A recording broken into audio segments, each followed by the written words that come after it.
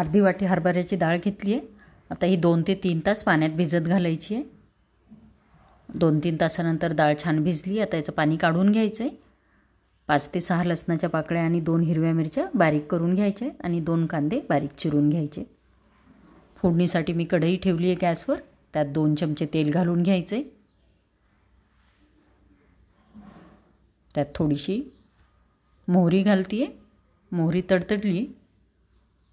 आता त्यात जिरे घालून घ्यायचे आणि थोडंसं हिंग.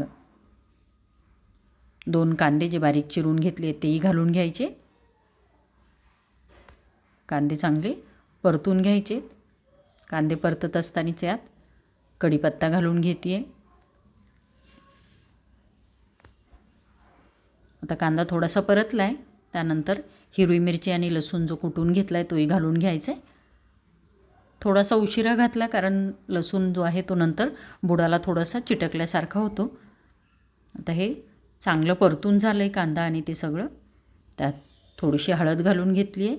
अर्धा चमचा धन्याची पावडर, 1/4 टेबलस्पून गरम मसाला आणि चवीनुसार तिखट. 2 हिरव्या मिरच्या ऑलरेडी घातल्या आहेत. त्याचा अंदाज घेऊनच तिखट घालायचं आहे. आता हे परतून घ्यायचं आहे थोडंसं. 1 मिनिट परतून झालं आहे. त्यानंतर यात भिजलेली डाळ घालून घ्यायची. डाळीतलं पाणी काढून घेतलं आहे.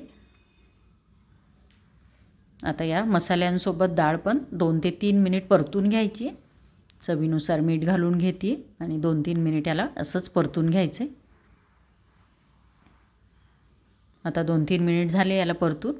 त्यात गरम पाणी घालून घ्यायचं आहे.